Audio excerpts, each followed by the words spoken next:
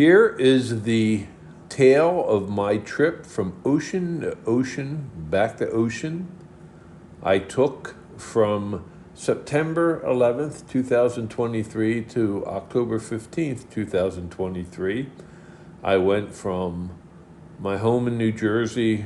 Actually, I went from Ship Bottom, New Jersey, East 7th Street in Ship Bottom and the ocean, to Santa Monica Pier in Santa Monica, California, via Route 66. I rode to Chicago, then to the pier, and then back on a more northern route up to Michigan and Ontario, Canada, and then back to Ship Bottom.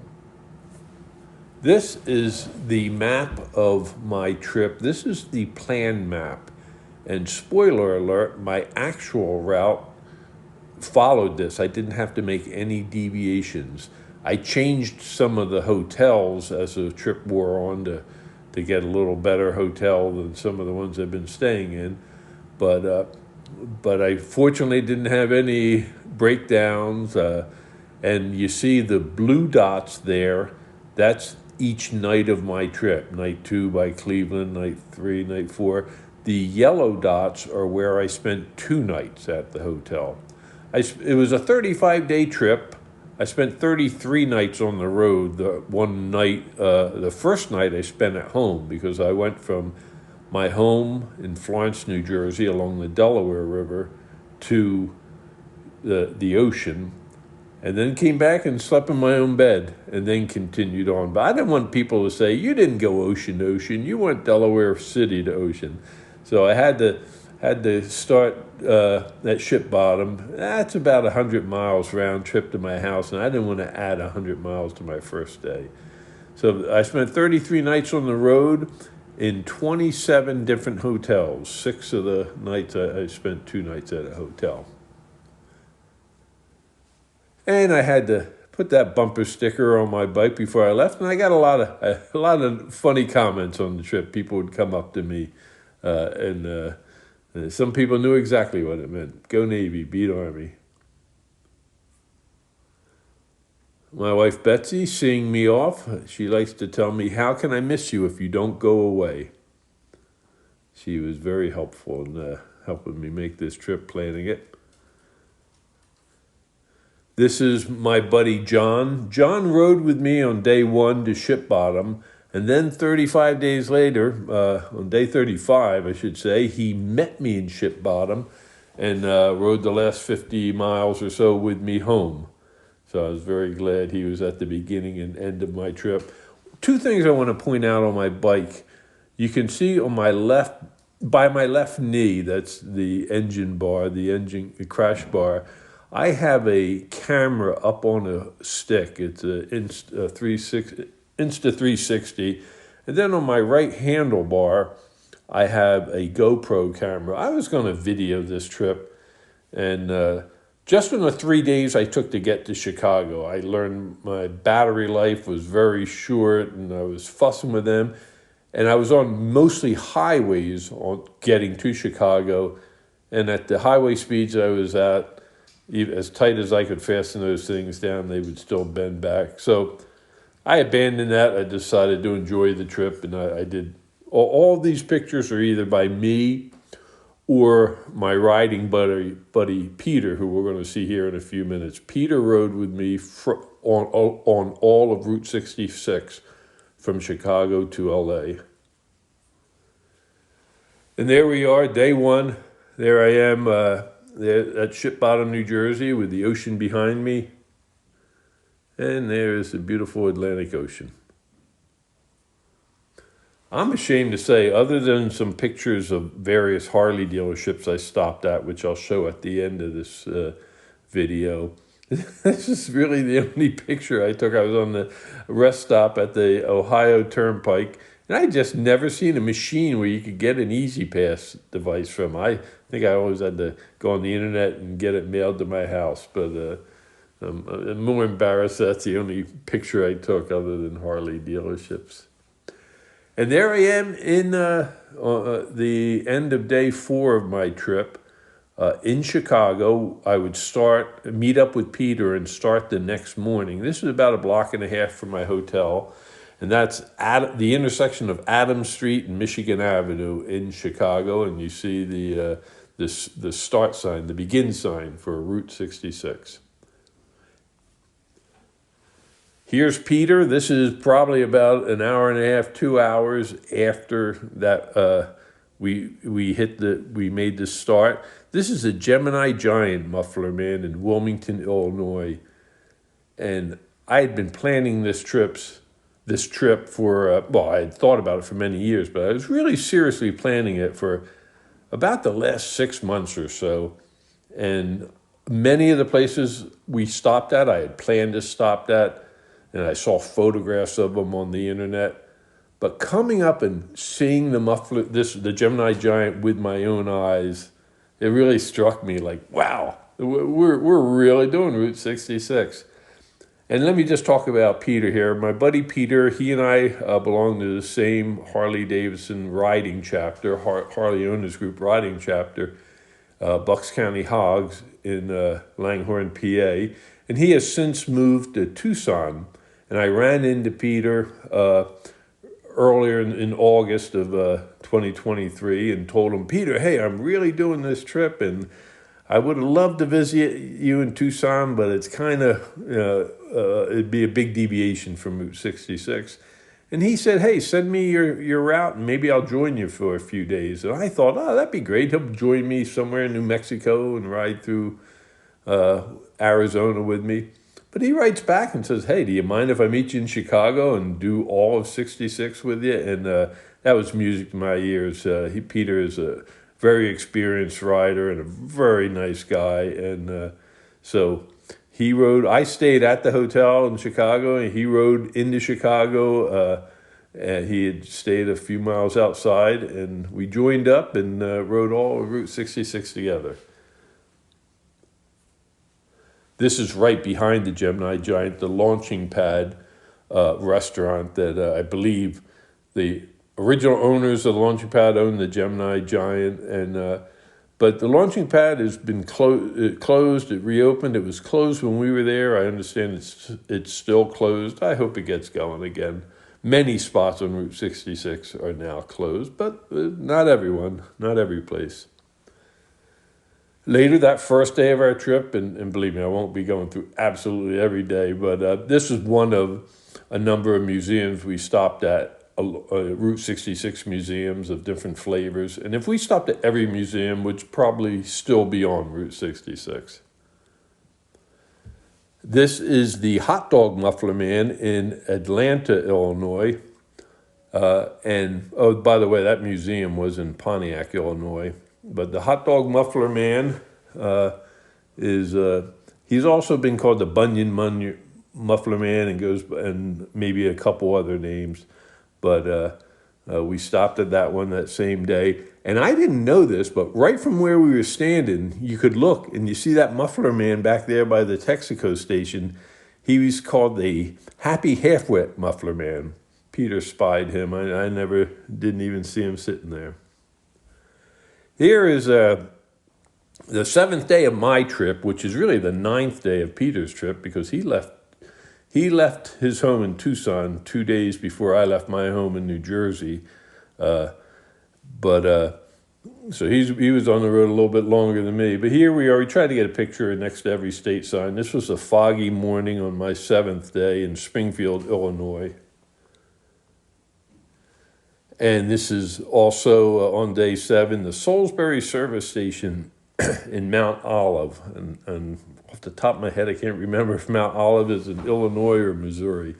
But a number of service stations have been refurbished. Of course, they're not, the gas pumps don't really pump gas, but they've been refurbished and they look very nice. And sometimes, I don't know if any of them had employees there or people running the gift shops, if they had a gift shop, but many were unlocked and you could just walk in and look around. They had little knickknacks in there.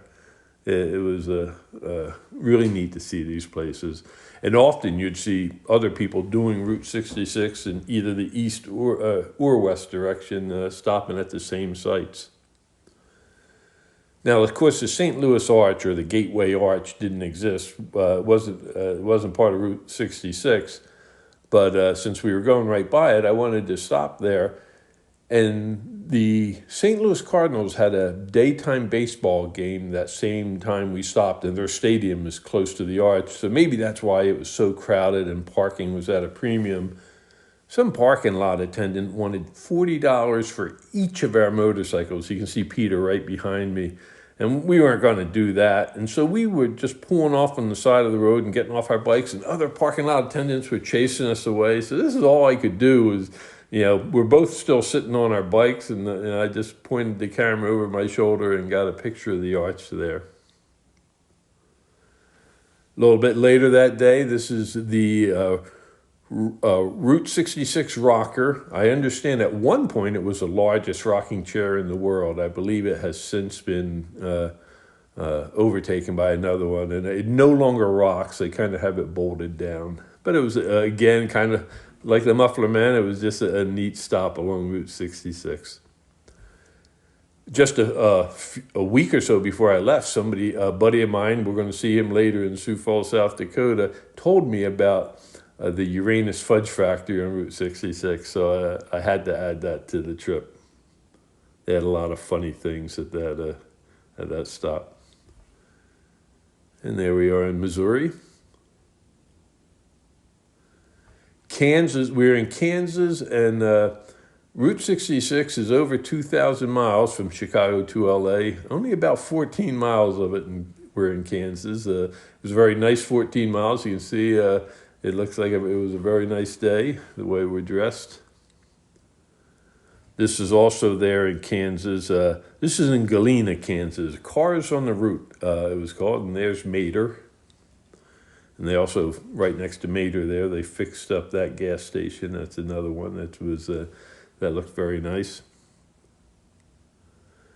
And also that day, we had a lot of stops this day. This is actually, no, after the cars in Galena, Texas, that was our first stop on day 8.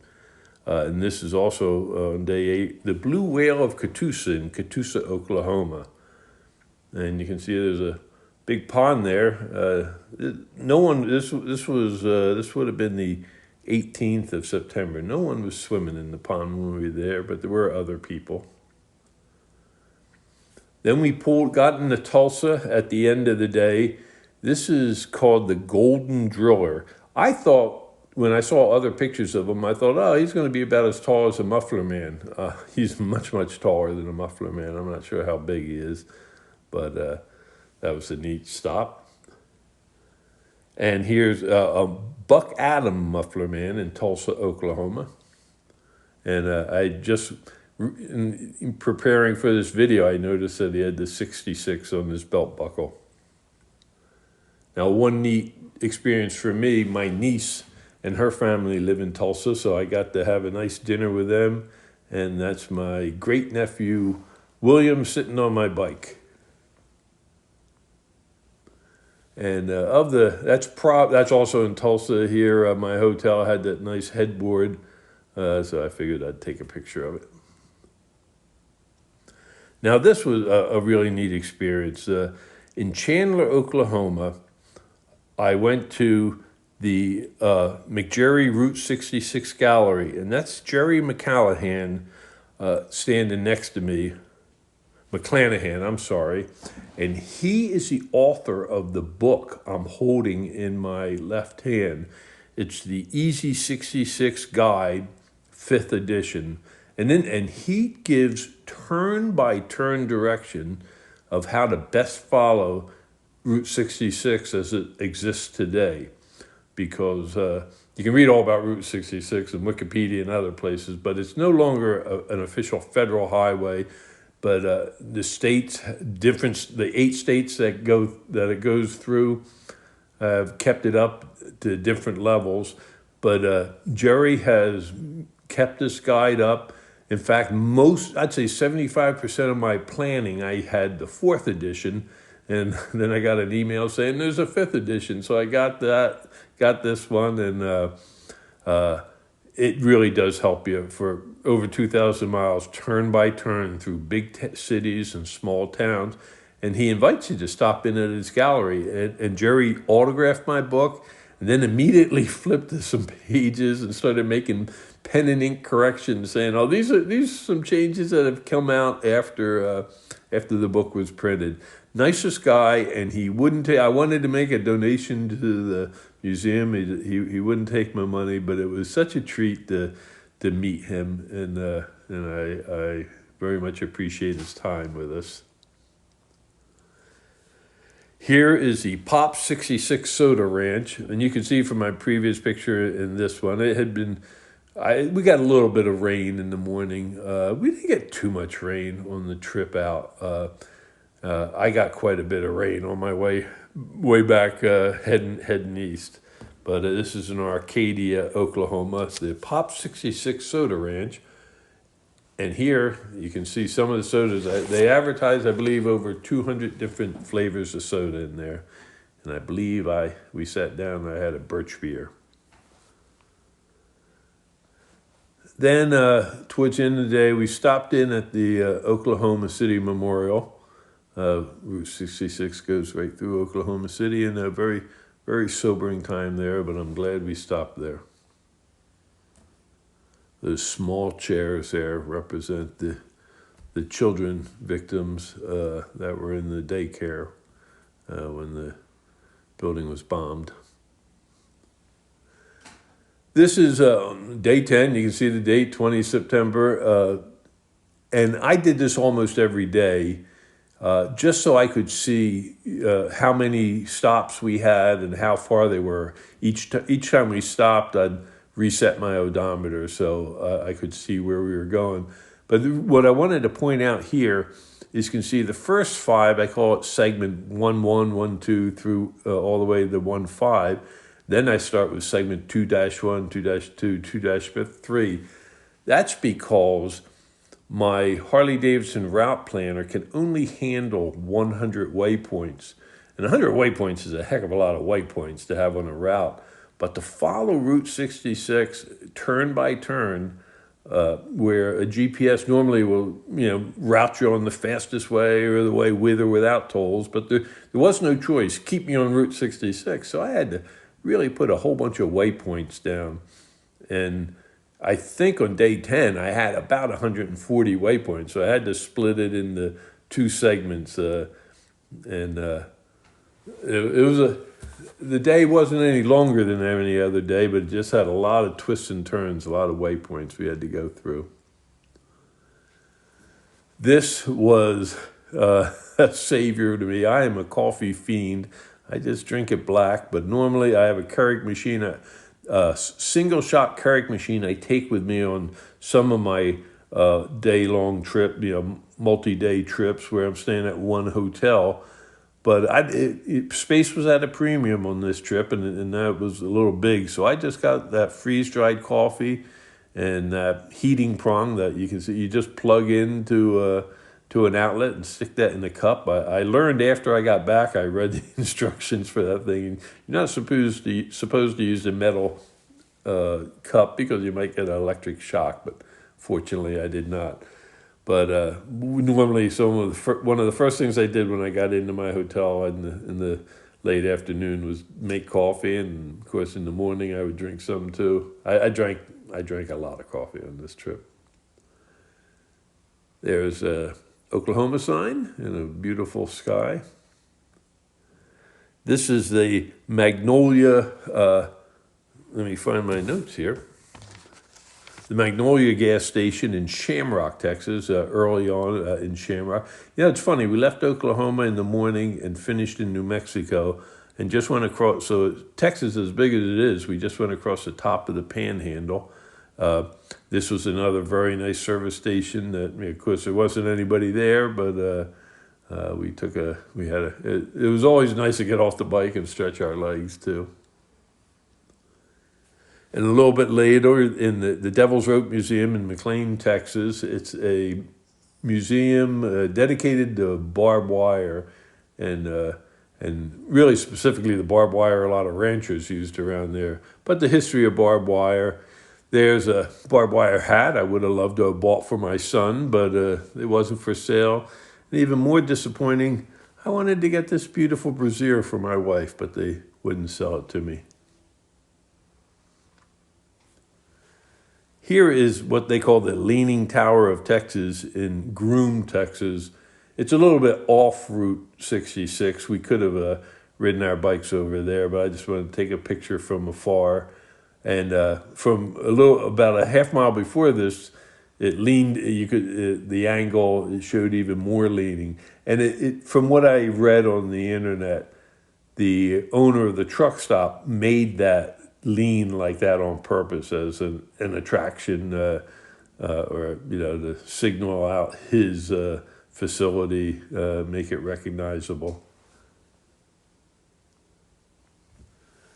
And there we are, a nice Route 66 sign in Texas. Now, just on the west side, just after we got through Amarillo, this is the Cadillac Ranch. And really neat. These 10 Cadillacs all nosed in, dug into the ground.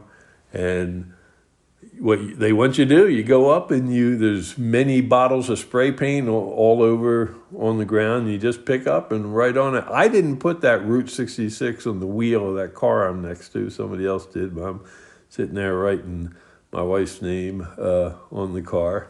But very neat, some of the decorations there. But that's the Cadillac Ranch. Then the Midpoint Cafe in Adrian, Texas. And that marks the halfway point of Route 66. And here I am by the sign. And so as I stood there, I said, okay, well, we're halfway to Route 66. So I'm roughly 25% of the way through my trip, since I need to get back home when all is said and done. But Peter and I went in and had root beer floats at the stop there. Blue Swallow Motel in Tucumcari. We stayed at another hotel in Tucumcari. I would have liked to have stayed here, but it's a famous hotel along Route 66, and you had to make reservations months ahead of time, and it was pretty expensive from what I remember. But no, we didn't stay there, but I did want to take pictures. And you can't see it from this photo, but to the left of the photo, there's a lot of memorabilia. You can see the one old car there underneath the sign, but they had a lot of neat stuff just off of the picture. And at the end of the day, I just wanted to take a picture of the front of my motorcycle. Those are all grasshoppers, now deceased grasshoppers. A couple of them were hitting me, and I didn't know what they were. Peter told me when we stopped, yeah, they were grasshoppers. But one of them hit me. During most of Route 66, we probably were going 40 miles an hour, 45 miles an hour, not too fast most of the time. And so I had to shield off my helmet, and I wore goggles instead, so I could get a lot of airflow. And one of these grasshoppers hit where my cheek met my goggles, and it didn't hurt too much, but even with my glove on, I put my finger up there, and I could feel the goo of it. So I was glad I didn't have to eat one of them, as I've eaten bugs in the past. But my bike was filthy. I get it cleaned once we get to LA. I'll show you in another picture. But I had these all over my bike. That is from my hotel in Tucumcari. That's called a butte, and we don't have buttes in New Jersey. That was really, and many you saw these all over. It was really unique formations for me. And Tucumcari was one of the cities where we stayed an extra day. We'd do our laundry, and the reason I incorporated about every fourth or fifth day having a day off, it was nice to have a day of rest, but I had made all these hotel reservations for the entire trip. And I figured I could cancel them normally 2 or 3 days before I get there without incurring any penalty. So I've been on trips before where bikes have broke down and the people had to stay behind and spend a day or two until a Harley dealership could get the parts in to fix it.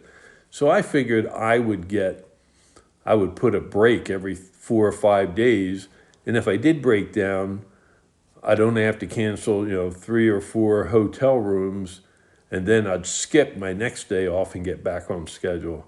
Fortunately, I never had to do that, but I just was walking around the area and I saw that on my day off. And as we left there, you can see we're in Santa Rosa, New Mexico here, and another museum. We did stop there. They had a lot of neat cars in the auto museum. And you can tell from the sky, another beautiful day in New Mexico. Here we are in Albuquerque, New Mexico, and that is my good friend, my college roommate, Steve. He's from DuPont, Washington, and he and a buddy he's been riding motorcycles for quite a few years, more than me. He has that nice BMW behind him.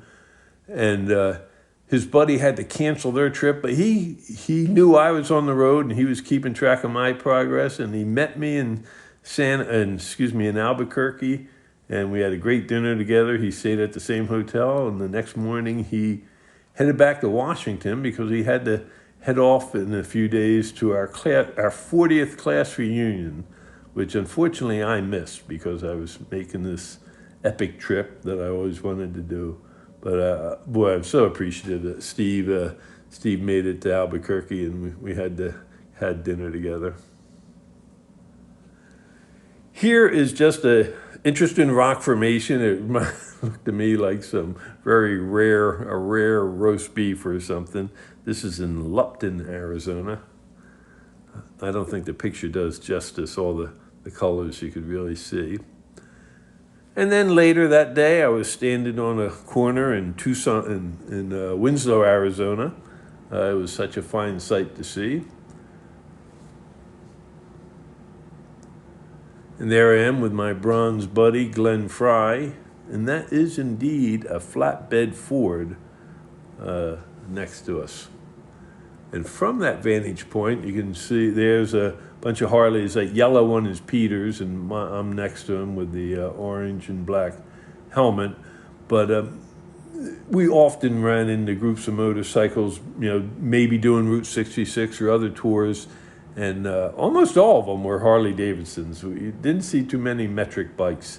Mostly were Harleys, like they all are here. This is Meteor Crater between Winslow and Flagstaff, Arizona. It was really neat. I think it's 1,400 feet across and 600 feet down. There were fixed binoculars you could look through, and it looked like you were looking at a boulder, the size of maybe a car. And then when you looked at the little writing next to binoculars, they said, no, that boulder's the size of a 2-story house, all the way on the other side.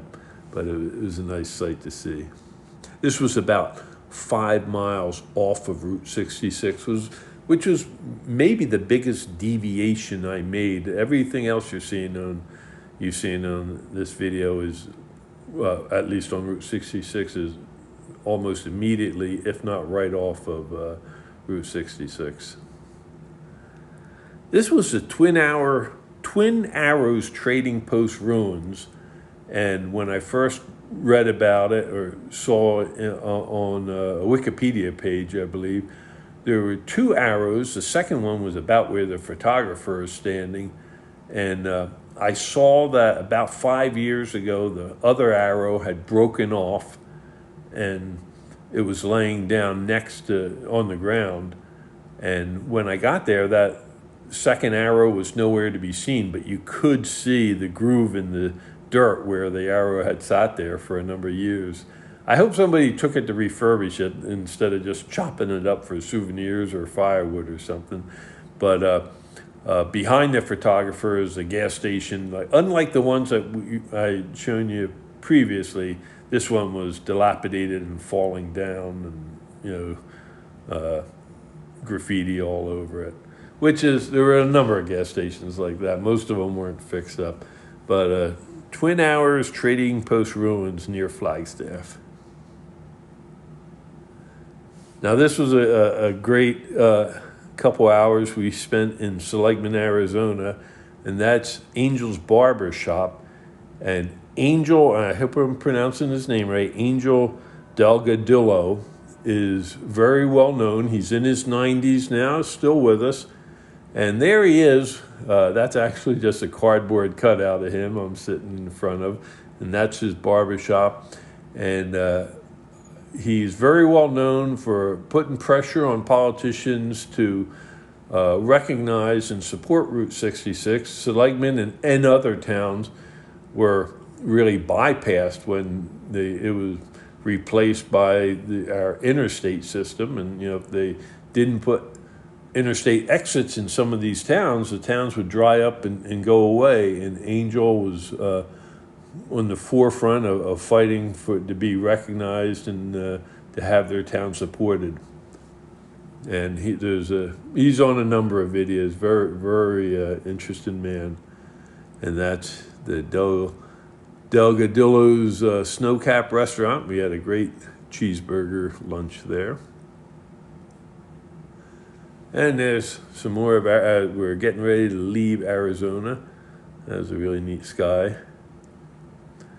Now this is in Amboy, California, and we had the Route 66 almost to ourselves there, and Peter's is like slowed down in the middle of the road, and I stopped next to him. And he goes, "Hey, I'll ride up ahead and get off my bike and get my camera ready." And then I drove by very slowly, and he took a bunch of pictures of me. So there's some California mountains behind me. And this is in Barstow, California, where we spent the night, our 16th day on, my 16th night on the trip, Peter's 18th. I took that, I like that. That's actually the next morning. That's a cactus coming through the roof. I like how they put that in there.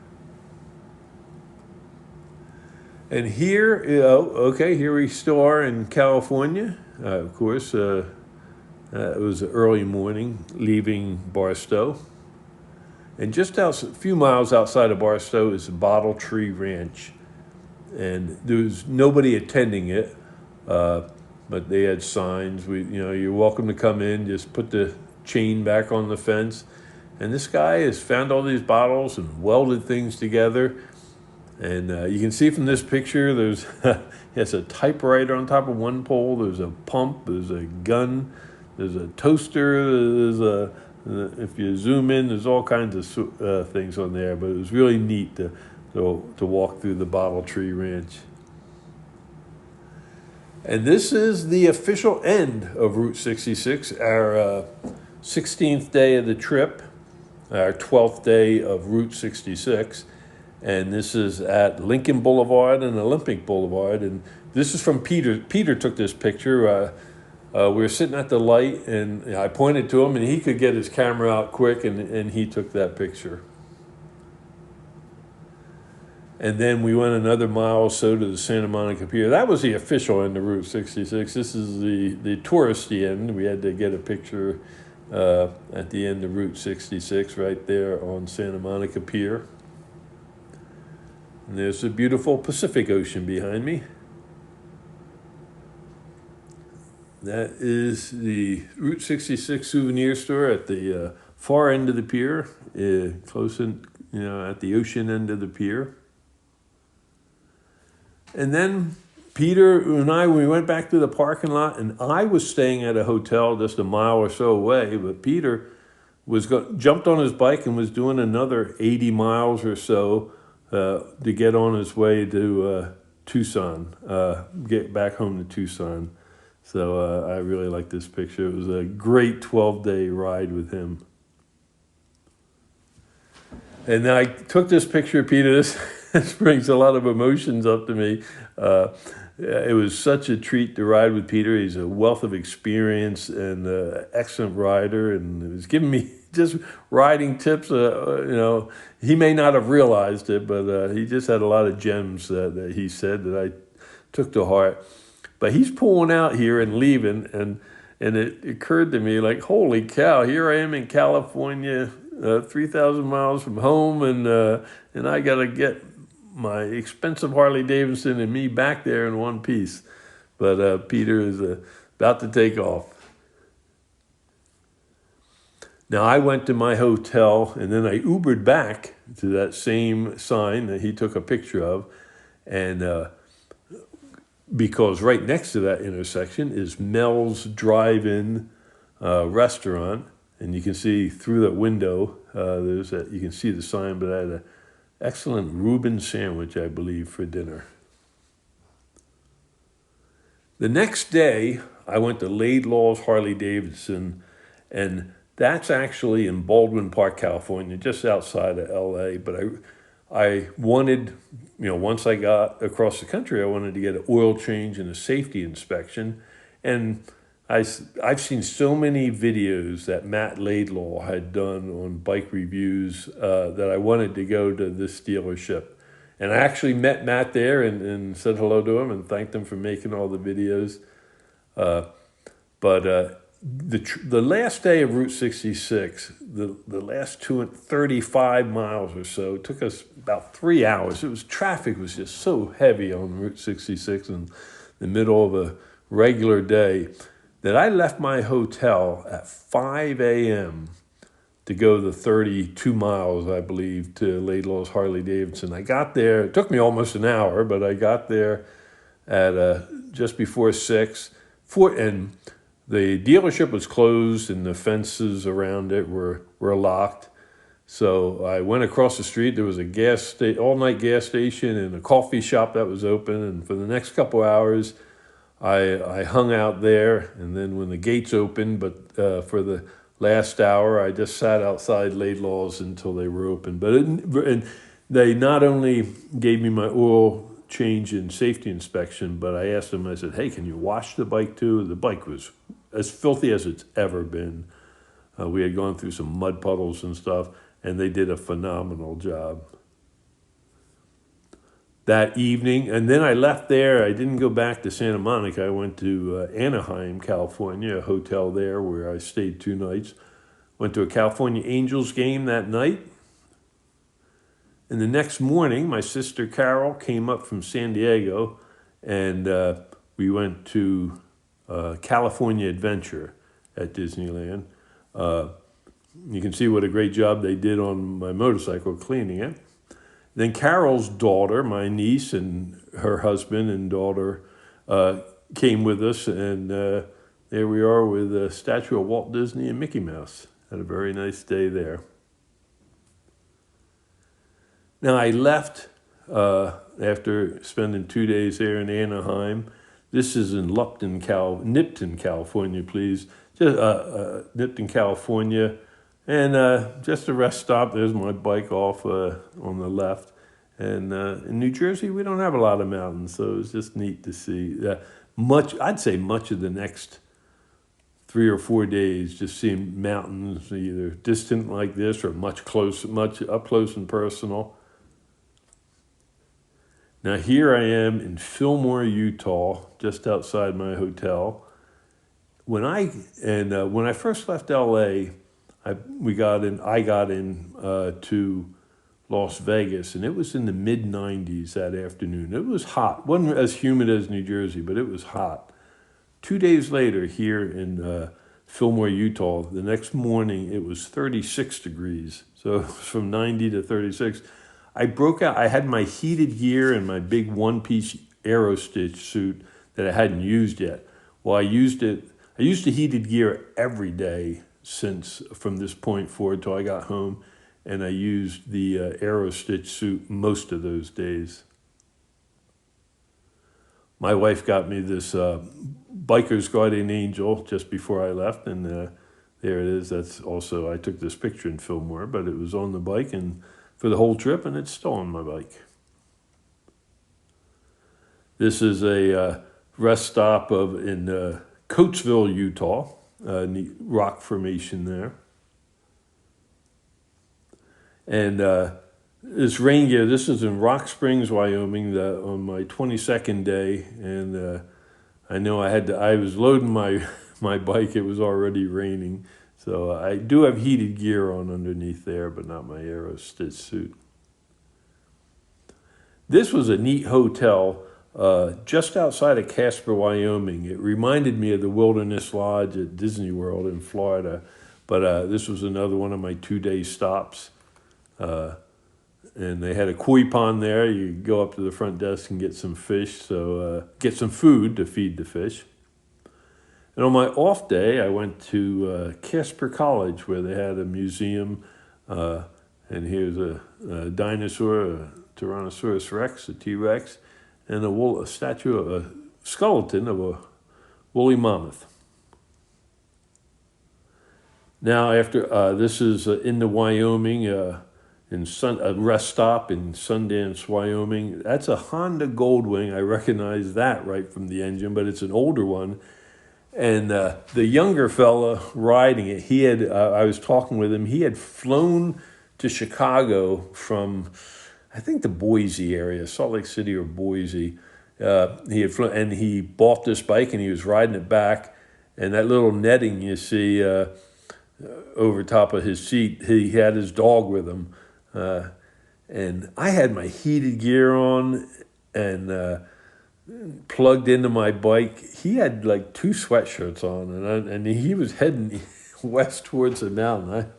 He said he was warm enough, but very nice fella and a beautiful bike there. And there I am at the same rest stop just before I left. You can see the sky. I have my rain gear on.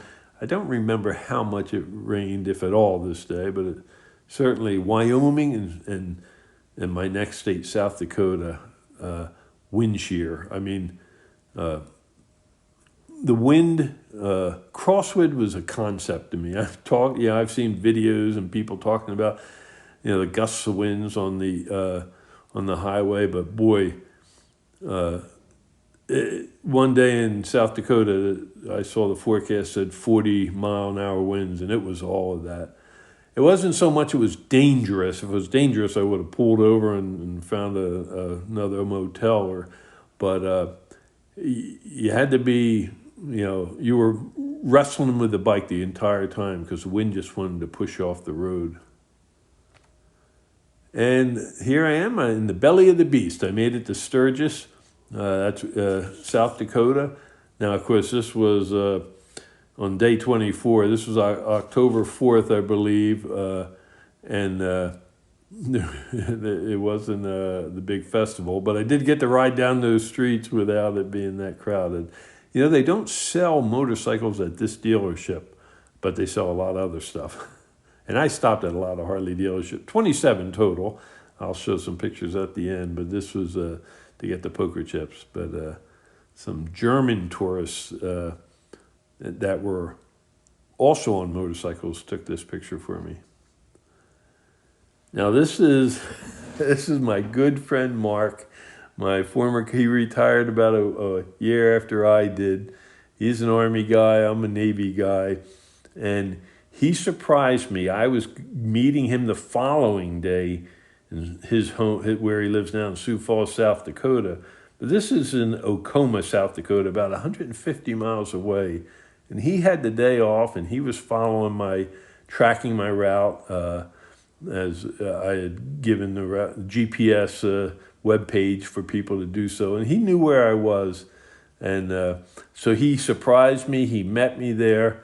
And I didn't know he was coming. I said, and we went out and had a cup of coffee and a great slice of pie. But I said, I had to get out of my riding gear. And I said, Mark, come in, have a seat in the lobby, have a rest. He goes, oh, no, I got to make room for you in my car. What he really had to do was to put that graffiti to desecrate my motorcycle there.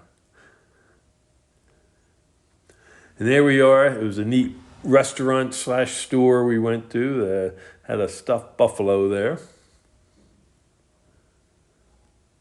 And then he took me, this is in Chamberlain, South Dakota, the Dignity of Earth and Sky Monument sits above the Missouri River, and very impressive Native American woman statue. And, again, the picture doesn't do the scenery justice.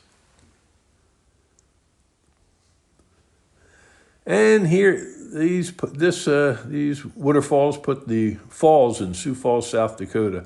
Really nice town. Mark, this is the next day, and Mark took me around and showed me a lot of the sights there. Beautiful, beautiful town. I'm glad, or city. I'm glad I stopped there. And there's Mark on with his Evel Knievel jacket and his Honda Monkey motorcycle. He said I believe said he had it. He rode it in the 4th of July parade there. In the garage, he also has a bigger adventure bike, but it looked funny. And this is the last Muffler Man. Mark knew I was taking pictures of Muffler Man, and this is called Mr. Bendo there in Sioux Falls.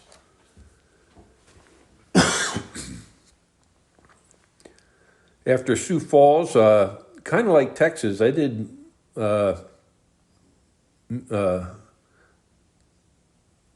Minnesota all in one day. So I left Sioux Falls, South Dakota, almost immediately and very quickly entered Minnesota.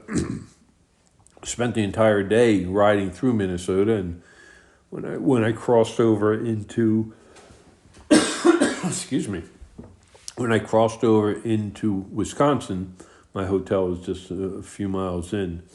But then I made my way up to Michigan, and this is Sault Ste. Marie, the locks of the Great Lakes, and that bridge in the background. The next day I would be riding over that bridge in the Sault Ste. Marie, Ontario, Canada.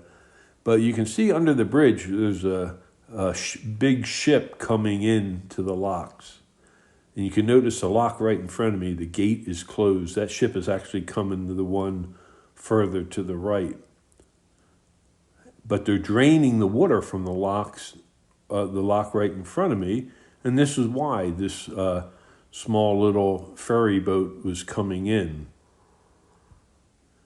And then it came in, they shut the lock doors behind it, and you can see the water's already filling up. And there it's almost at its very top point, if it's not at the top point. And now from this picture, you can see both the great big ship is in the Canadian Steamship Lines, Niagara, is coming into the far locks. And the near locks, they already have the doors open, the lock doors open for the ferry boat to continue on. Now, this is the next day. I crossed into Canada and rode all day to Parry Sound, Ontario. And that hotel was one of the ones I think I changed. I don't know what I was at, but I decided I needed a little nice hotel. And that Best Western Plus was just fine. I believe there was a Walmart, easy walking distance away. So I got some supplies, and you can see I had my Aerostitch suit on that day. And speaking of moose, I was in Ontario for some of the portion. I was on the Trans-Canadian Highway, which was at some points was just it was like a single lane road in each direction. I was really worried about hitting the moose. I understand they're quite big, but very nice stay here.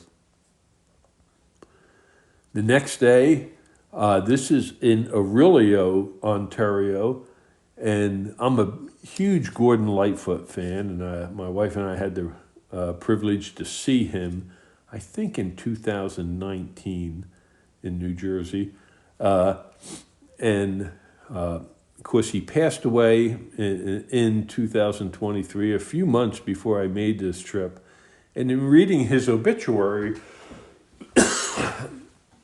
I saw that he was born in Aurelio, or lived his childhood in Aurelio, which is 20 miles north of Toronto. This was not part of my trip yet. And they talked about this monument to him, and all that circle of maple leaves above him. And each maple leaf carved is a representation of some of his songs. We're going to see that here in a second. And so I said, I have to include this on my trip. So, and this is next to the statue, but you can see the different notes of songs. If you have his album Gord's Gold, these are the songs on Gord's Gold. Now, the Wreck of the Edmund Fitzgerald is on Gord's Gold too. So there's little smaller monuments that walking around the park. And there's one with, you can see the ship Edmund Fitzgerald carved into that sculpture. I took a picture of this as I was leaving the park.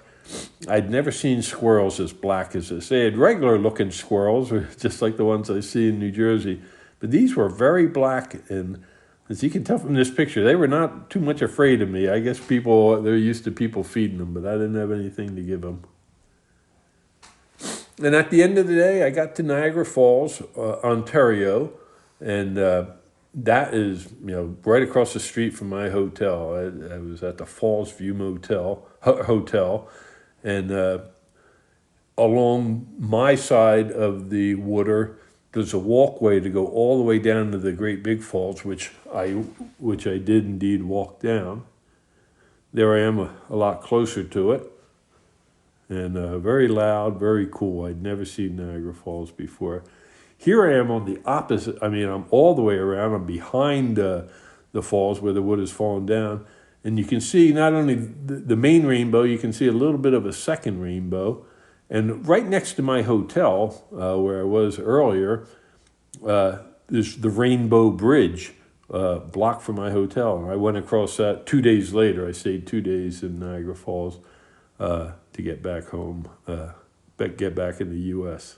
But I'm so glad I stopped at Niagara Falls.